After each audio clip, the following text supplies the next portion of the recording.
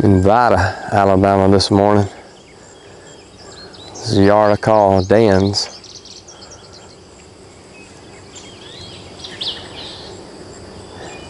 This yard's about half filled.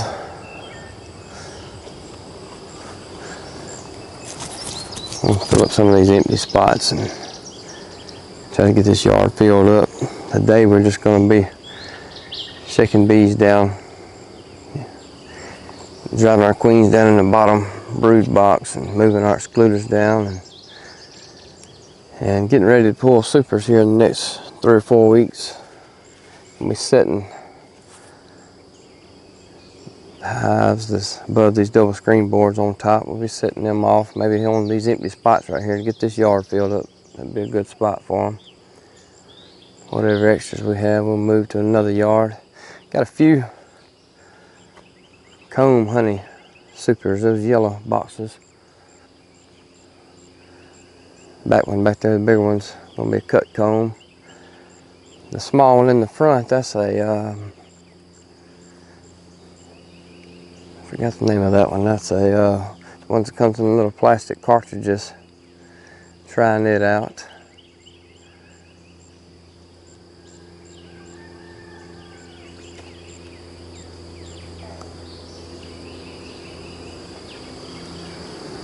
These colonies above these double screen boards in this yard here had a couple of splits pulled out of them. I got another queen added in these one more time. See, that queen cell was put in on 5/20. This is June the 6th, I believe. June the 7th. That queen should be back in there and laying by now. We'll check on them as we go through. It's a little bit early. We might be questionable of whether to count them as no good or not if we don't find a queen in them. That's been about 18 days or so.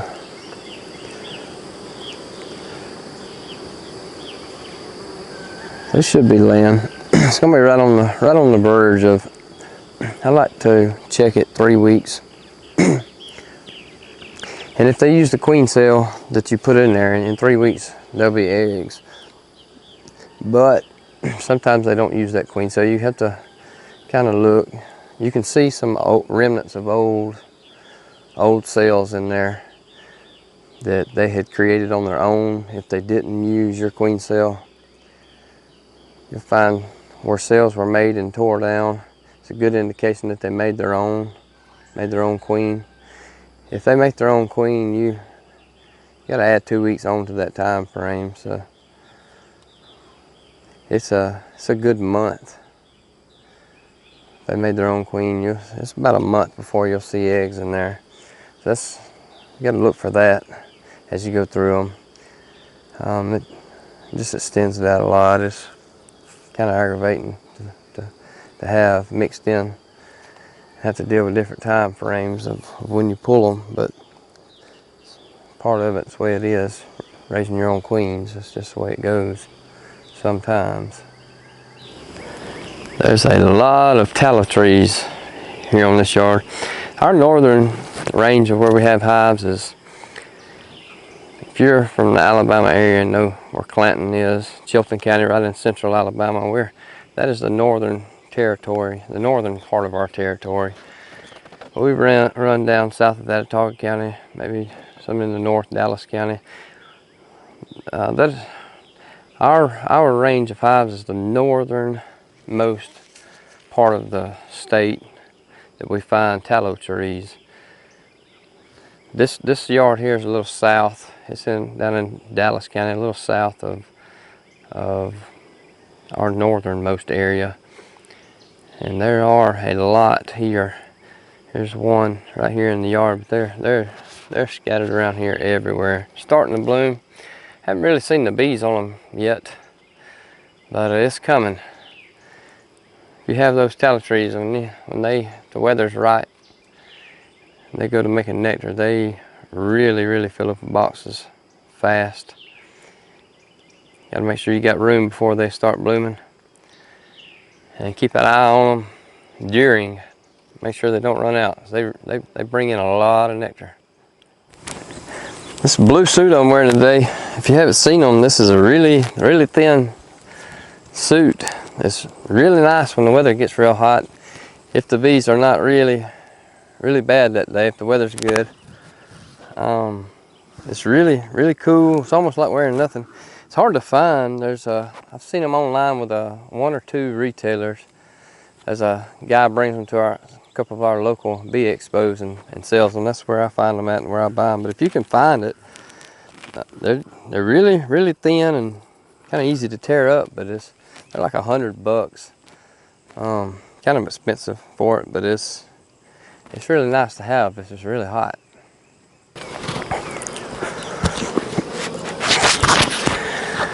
This is one of those nucs. I call it a nuc. It's a hive. It's 10 frames above a double screen board. Just a single 10 frame box above a double screen board. Had a nuc pulled out, 5 frame nuc pulled out of this on the weekend of May the 20th, and just inserted a new queen cell in. If they had enough bees in, maybe a couple of frames of brood and enough bees in the box, I will just add another queen cell back in. Could have been what happened here. If not, I just grab some brood from the box up under and bring it up, some open brood with the bees on, and put it in this top box. Just make sure there's enough bees to cover the brood, and start it again that way. That works good. It's better to pull the double screen board out and replace that with an excluder and pull some brood frames up. Just shake the bees off, pull some brood frames back above the excluder, and allow those nurse bees to come back through and cover the brood frames. That works a little better. You wind up with more bees in your split, and also better bees, because you're going to wind up with a lot better population of nurse bees rather than older bees when you do that. So that works a little better. I don't do that a lot of times because of time wise and I guess laziness, but it works either way.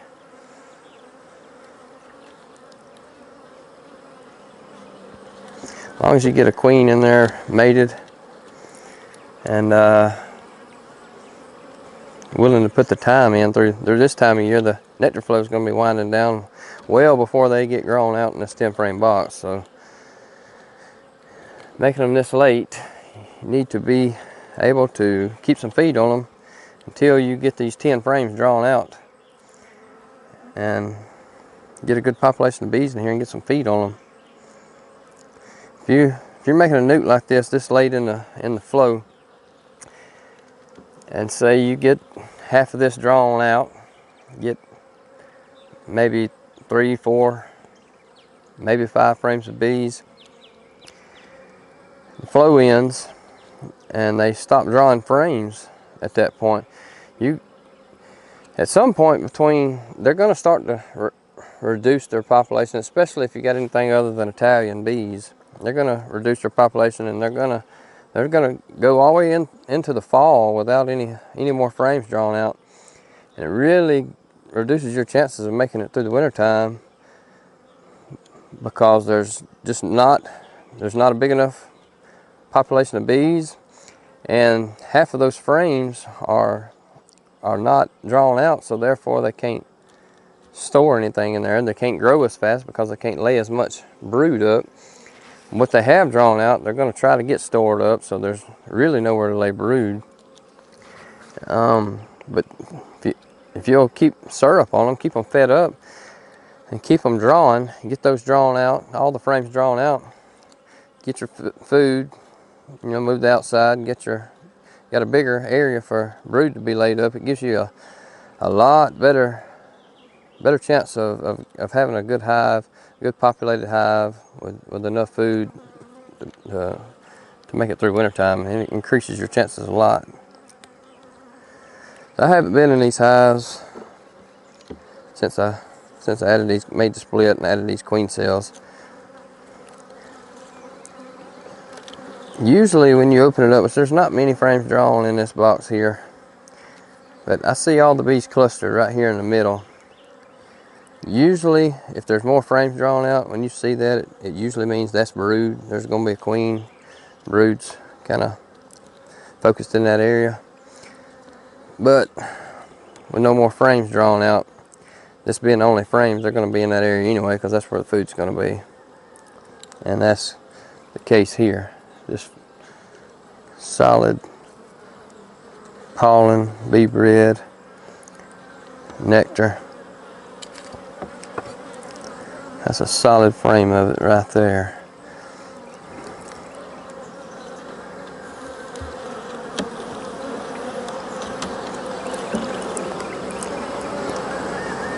Same thing here. I don't see any sign of a queen in here yet. It's right, kind of like I said, right on the verge of being able to see eggs. Most of your queen producers goes 2 weeks. They give 2 weeks when they drop a queen cell in. They come back in 2 weeks, check for eggs. No eggs, they count that as a dud and drop another one. And that's typically the case depending on the bees you've got. Now if you're raising Carniolans, Caucasians, Russians, which is a cross between those, a lot of times that time frame is just a little bit longer. You probably need to give about 3 weeks to decide on whether it's a dud or queen ripe. And we're at about 2.5 weeks or so, so we're right on the verge of that. So it's kind of a judgment call whether you're gonna come back and check again or go ahead and call it a dud. But I do see something like right here where there was a queen cell made and chewed down. So they could have made their own, which if they did, it's not time to have a laying queen in here yet. I seen on this frame, looks like they're making a couple of queen cells, which would indicate that they're queenless. But it's still, I gotta come back to this yard in another week or so. I'm not raising any more queens at this point until we get closer to pulling honey. So I'm just gonna put this back together and give them a chance to get queen right. If not, they may be laying workers in a week or two. That's okay. If they don't get queen right, I'm just gonna combine them with another hive anyway. So it don't matter if they're laying workers or not. If it turns into laying workers, the best way to handle a laying worker hive is just combine them with a strong hive. That strong hive comes up, they'll eliminate those laying workers, and it just becomes another box on the hive. It's the best way to handle that situation, so that's what we'll do. Don't become queen right, we will just combine it with the hive below. Just pull that double screen board out and let them combine.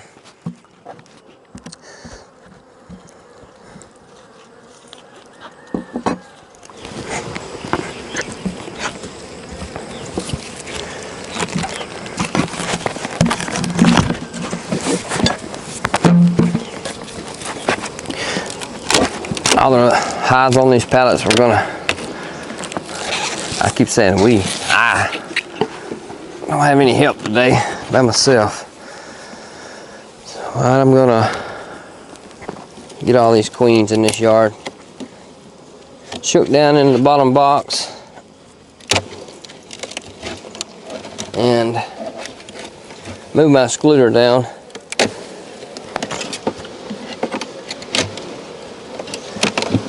Get these hives swapped back over to a single brood box hive. Get all the queens moved down into one single brood chamber on the bottom box. And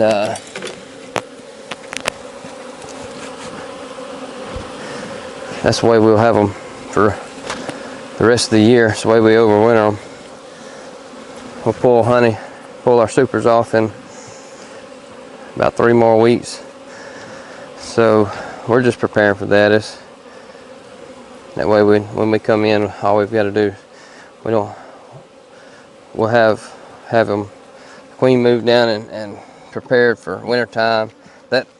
This brood in this top box will be emerged out by then. She's going to be going 3 weeks without being able to lay in this second deep, and all that brood will be emerged out by then, and hopefully will be backfilled. They'll backfill in these frames as they emerge out. Maybe this tallow flow will get going and fill these boxes up. Which this box has got a lot of undrawn frames in it. A lot of these hives are in different situations. This could have been a new single that we made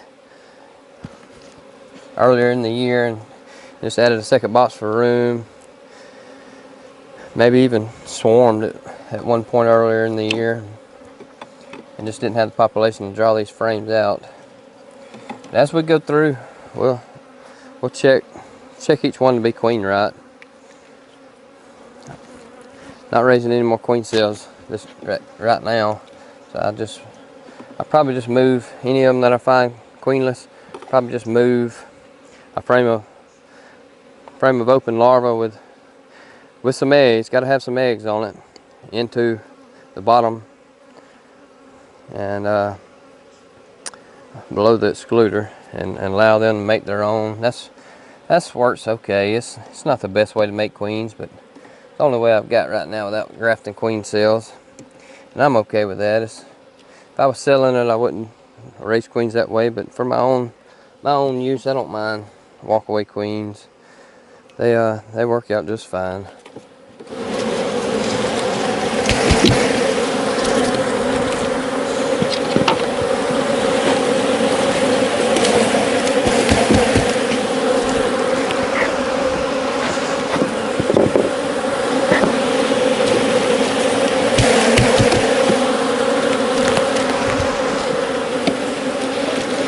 Just pull the frame out, set to the side, give me some room to shake, and leave this second box on.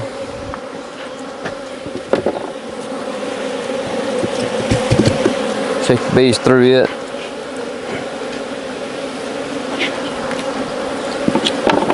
Move your frames over to an extra box. When you're done, just pop this box off.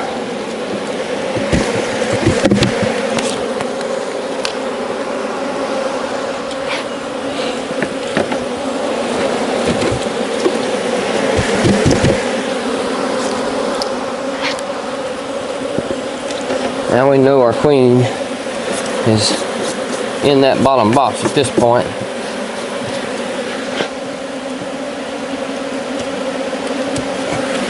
We can take it off and stick our excluder back on.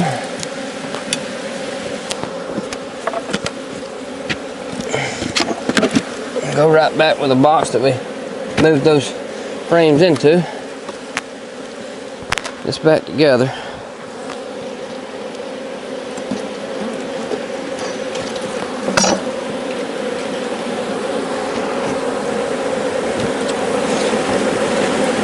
All we done was make sure our queen was in the bottom box, drove her down, and moved the excluder down below this box. Moved them back to a single brood hive, single brood chamber hive. And that's the way they'll stay till next spring.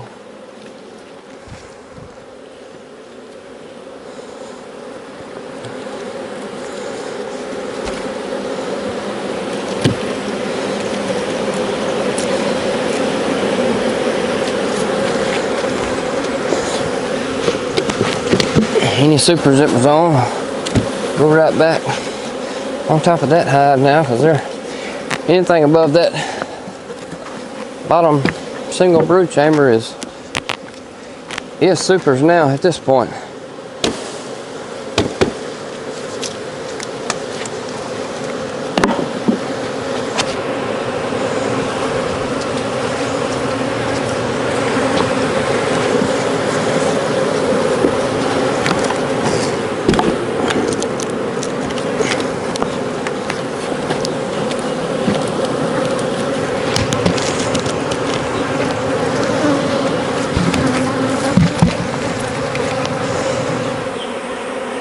Well, we've started a frenzy over here robbing.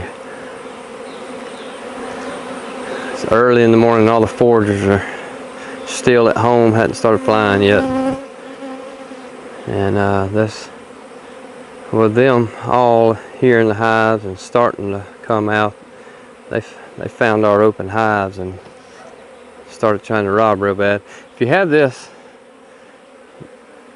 to start happening, just close the hives up where you're at, move down to the other end of the yard if that's an option for you. Start down there. It'll get better as the day goes on, as long as there's a little something out there with a flow for them to get on.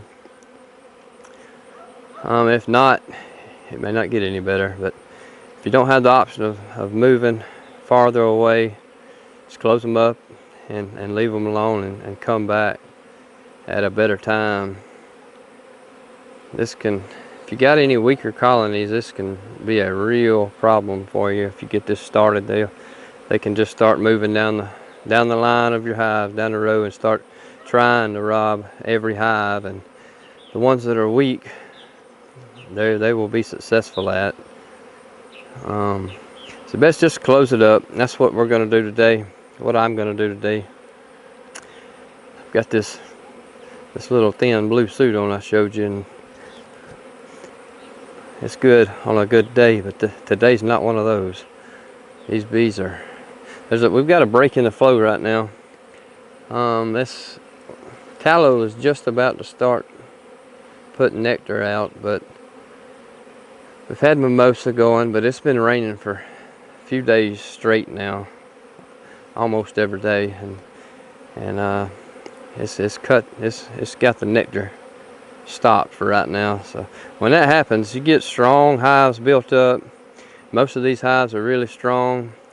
You get a lot of strong hives, got a lot of brood in them, nectar flow's going good, everything's going good, and all of a sudden your nectar flow stops. Those bees get really defensive. It's a bad time to be in them. I have to wear gloves today. This is what the tallow blooms look like. These are not quite ready yet. Probably a week away, within a week. They stick straight up like that prior to producing nectar. And within a few days they'll start to droop down, kind of like these here are starting to do. Still not quite ready. They'll hang over, droop down, and swell up as the bloom starts to open up. So in the next few days, these will be covered in bees. They'll start putting out nectar and producing a good honey crop.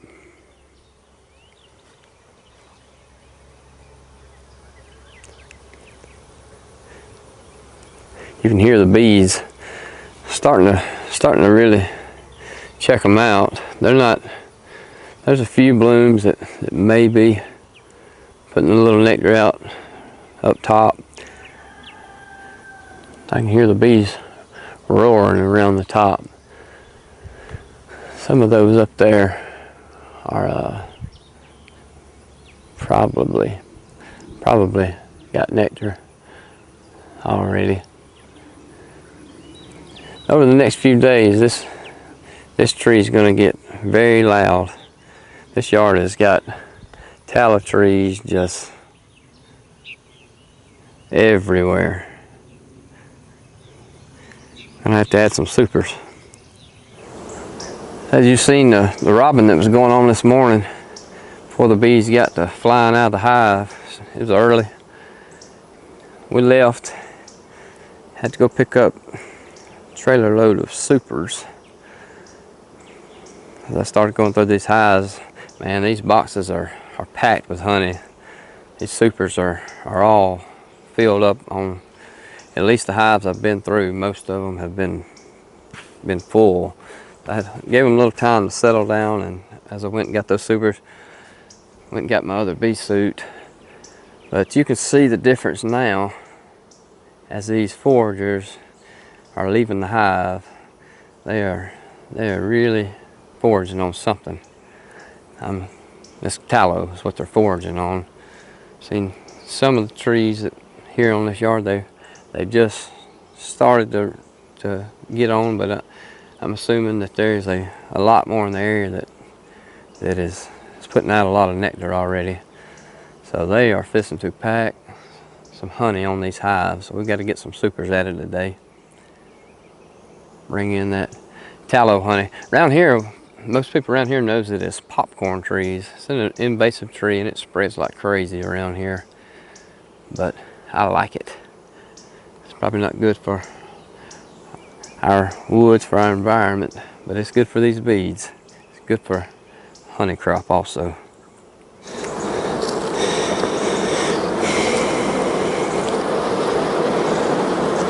See, these boxes are completely filled. Well, almost. The bottom boxes are. This thing's got a deep box full of honey, 3 supers on. This top super is almost completely filled. They're all drawn out.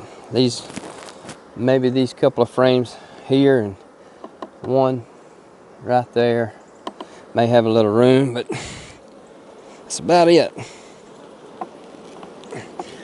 The way you can watch these hives and tell how good of a flow you've got going on by just how much bees are flying in and out.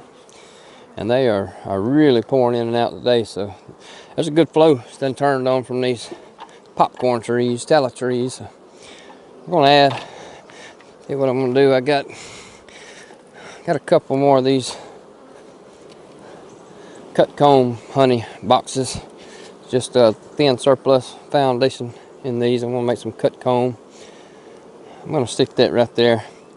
If you use comb honey box, if you're making comb honey, that should be all you put on.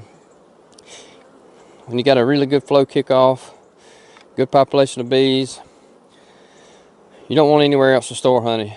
Just put this box on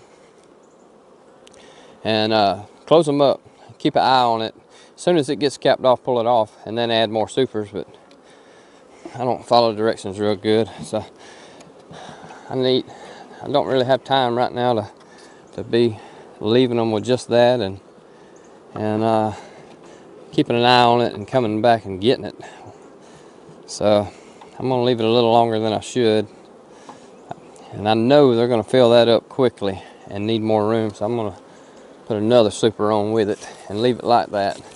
That'll work.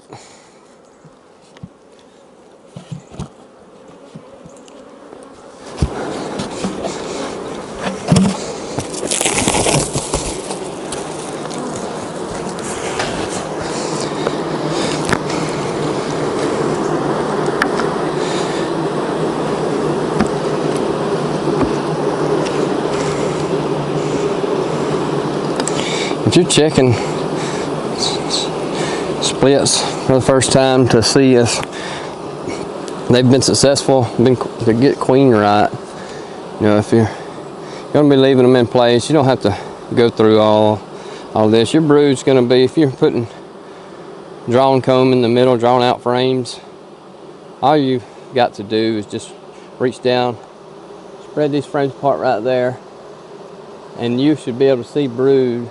If they've been made up long enough, you know, 3 weeks or so, should see some open larvae in the middle. 4 weeks or so, 4 to 5 weeks, you're going to be able to see plenty of cap brood in here. probably by the third week. That's all you got to do. Just reach down, spread those frames apart, and once you spot brood, you know they're queen right, and you can just close them up. There's no need to go through anything else. They're going to get the hive fixed right. If you move honey frames up close to the brood nest, they're gonna consume that or move it out. They're gonna expand the brood nest out as they draw those frames out, and as that brood nest needs to expand, they will arrange that brood nest for growth. So there's really nothing you need to do in a new split like that other than just peek in and see brood and close them back up and let them grow. This is the comb honey hive I talked about earlier. It's actually called a hog half comb.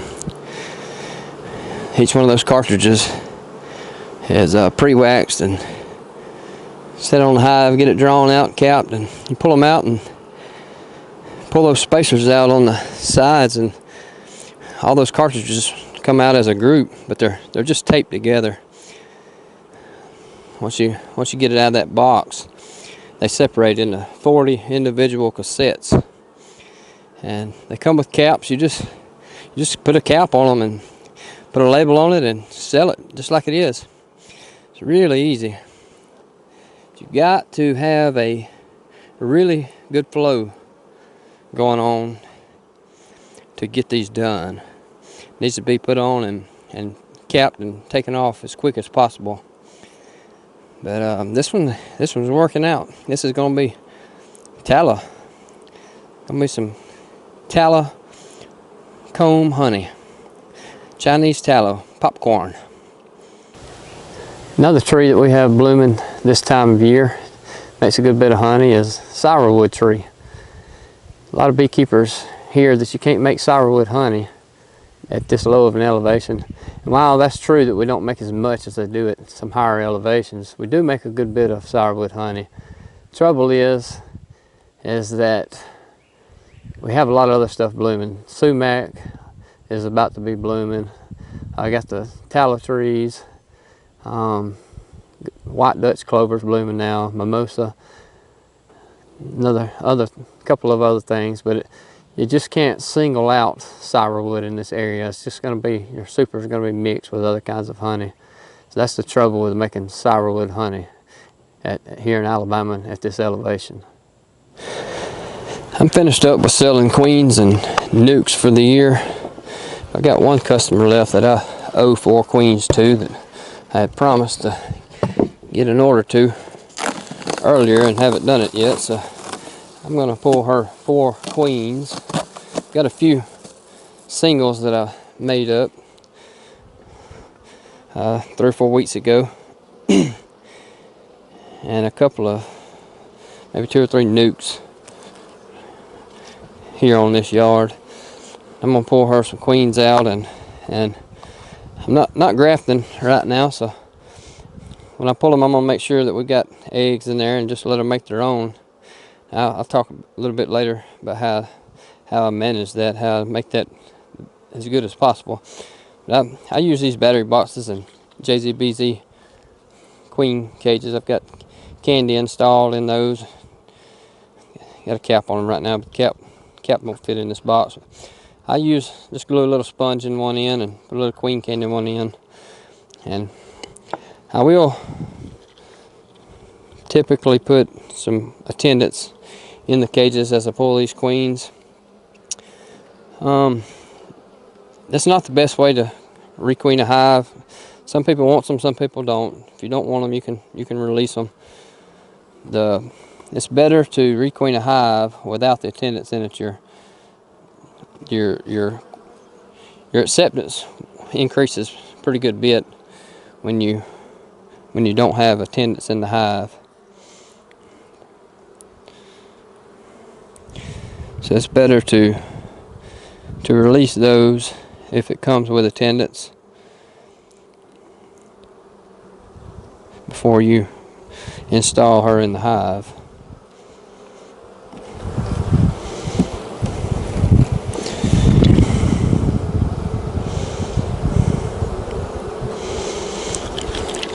There she is, green marked queen. I've already been in this hive a few days ago and found her and marked her. Just drop her in and find a frame of open brood, preferably.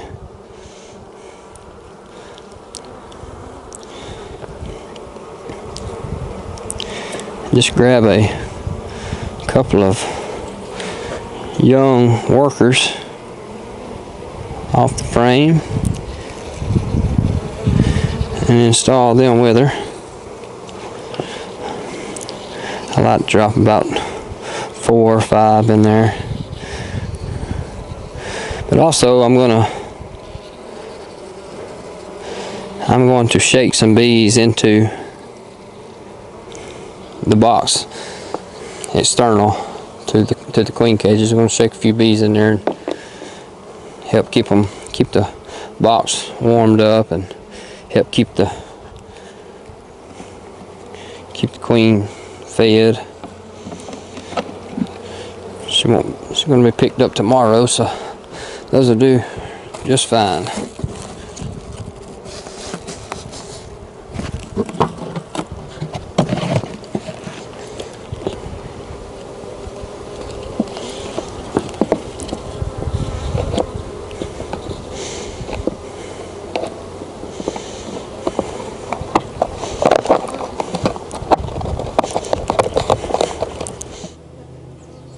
There she is. Set that aside and look at the rest of her brood. See that she's got a good brood pattern.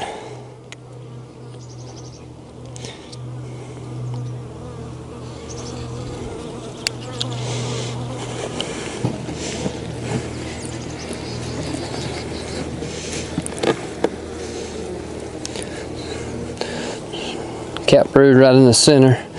Open brood and eggs all around.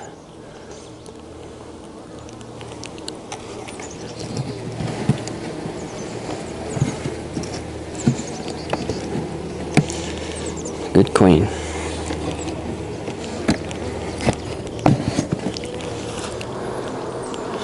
Spring food. This foundation I put in. Starting to draw it out. Not nearly as much of a flow on this yard as they are in some of the other yards. We don't have any tallow trees here. Very little mimosa.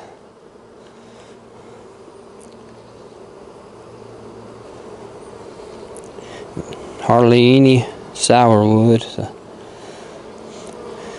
really the biggest thing we have left for this yard is sumac, which hasn't started yet. So these bees on this yard are not growing at this point.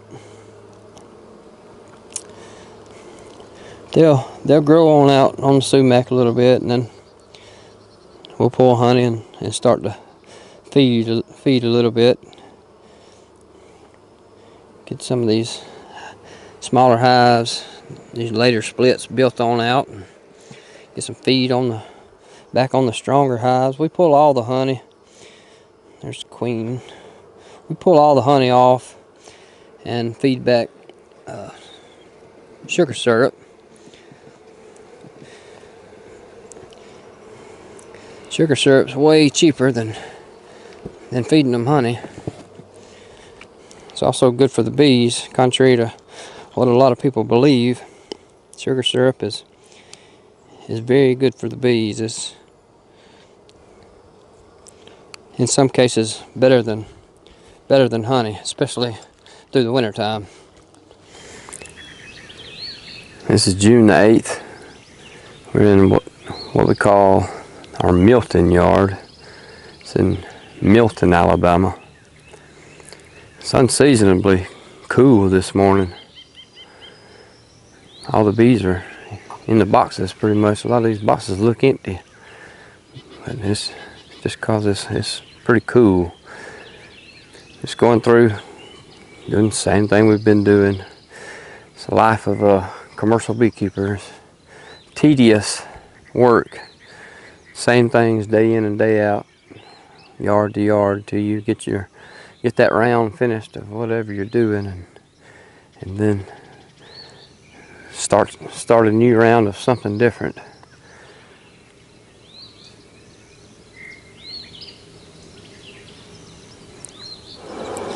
Here's another hive that has swarmed. There's not much in the supers.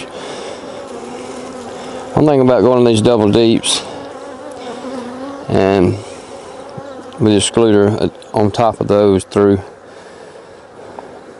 majority of the best part of the flow, you're always going to get a deep full of honey off every hive. Even hives that swarm and wind up not filling supers, you still, once you move these excluders down, you're going to have a deep full of honey in most cases. But a hive like this is swarmed.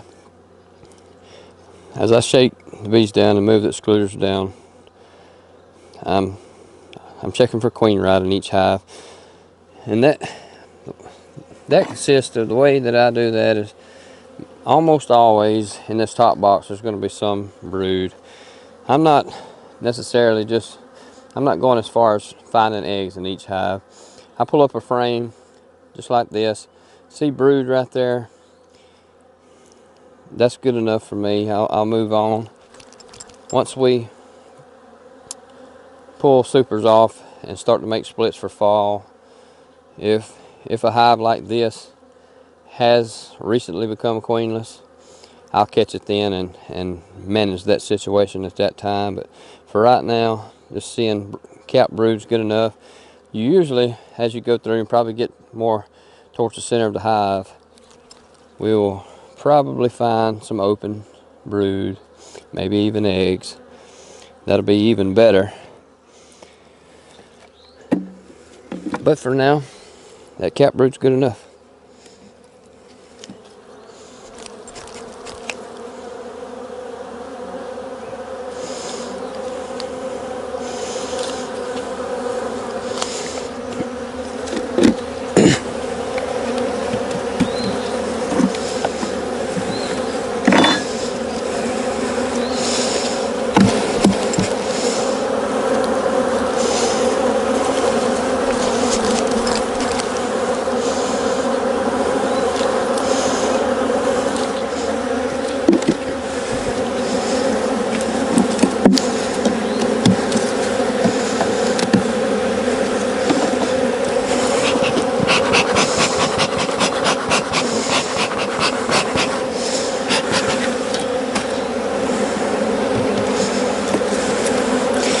There's one good use. These are great hive tools. These J-hook hive tools. The hook, you get these frames just stuck on the bottom, you can't hardly pull that loose. Stick that J-hook under there and pry just like that, and it breaks it loose. So it's a good addition to have on your hive tool.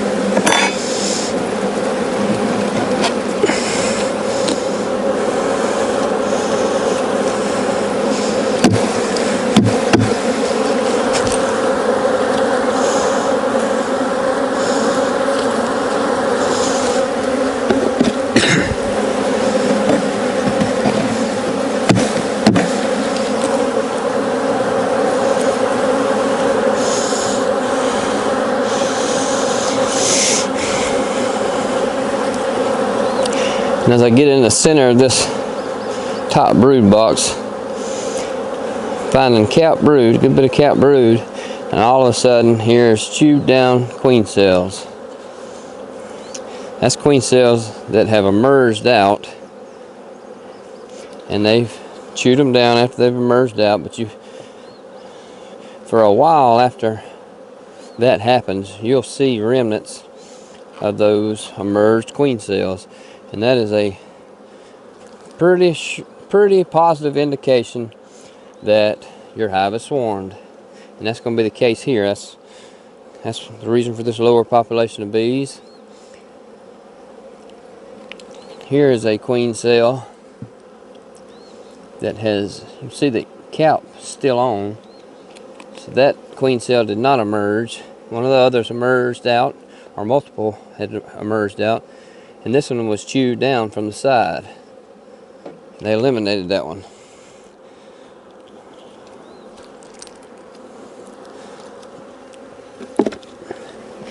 So as long as that cap brood is still in the hive, as long as you still have cap brood, it's a good chance that if there's not a queen, we don't know the time frame exactly, but we know there was a queen laying in here within the last 3 weeks. So that tells us that this hive, these virgins, did not emerge outside of 3 weeks ago. So we know it was within the last 3 weeks that these queen cells emerged, these virgins emerged out. So we can take that as a timeline, a basis to go by to know whether we can call this hive a dud now or queenless now.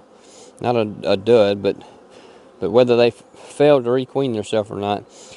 So with the maximum of 3 weeks ago that the virgin has emerged out, that's not a for sure indication that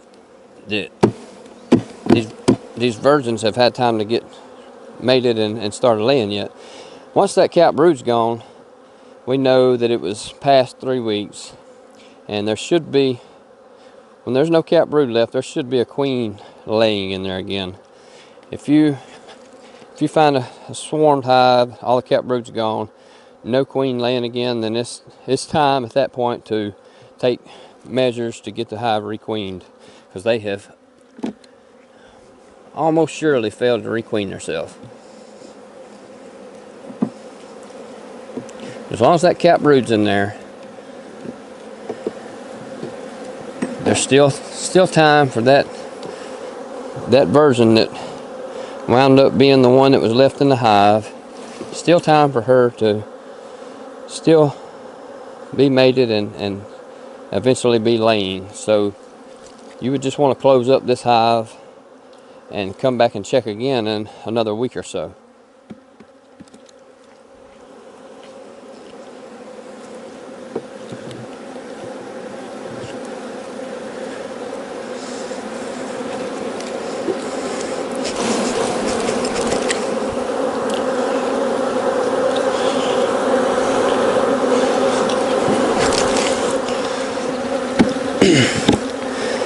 That's one thing that we like so much about our cards that's on the front of each hive. If you haven't seen how we do those before on other videos, we got cards.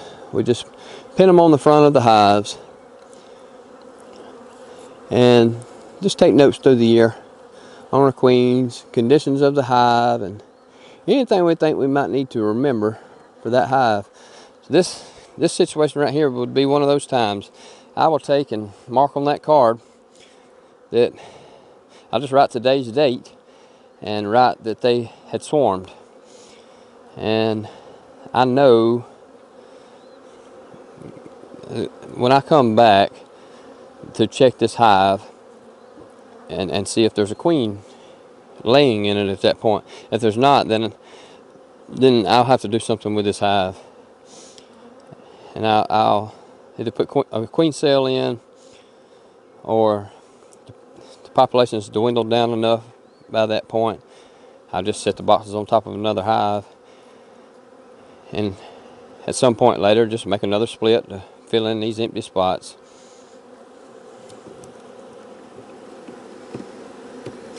But without using the cards, of course, you can just write on the top. It's what a lot of people do, but it's so much easier having those cards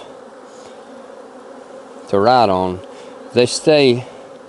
There's another queen cell that didn't emerge. There's a tiny hole in it right there. They probably chewed into that hole and stung that larva, and that larva is going to still be in this queen cell. And it is. Oh, just dried up dead in the bottom of the cell. But these hive tops, if you're going to write on the hive box or the hive top, it's really aggravating to do a lot of times, especially right now, this early in the morning like this. The wood, the tops, all this woodenware is going to be wet with morning dew, and it's nearly impossible to write on it. But those cards, if they are wet, keep a paper towel in your pocket and they just dry off really quickly. That wood, though, you can't dry that wood off. But those cards you can. You just wipe it with a paper towel and easily write on it.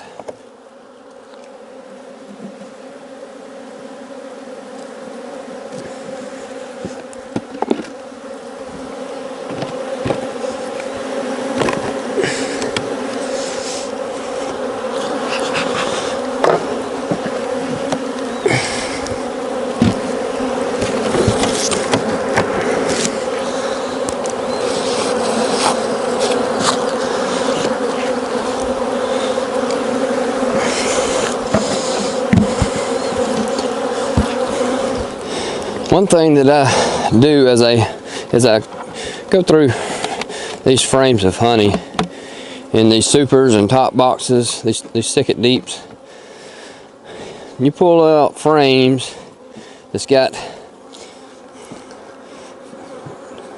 places on them that are thicker than others, and they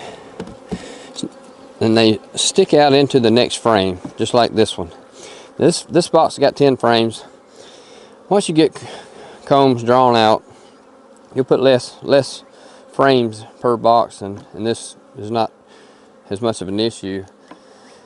But when I find these frames that has got a thin layer that's capped over and weren't able to draw all this right here, it's hardly drawn at all because the next frame beside it was sticking into the side of this frame, was drawn out to it. To fix that, you just spin the frames around.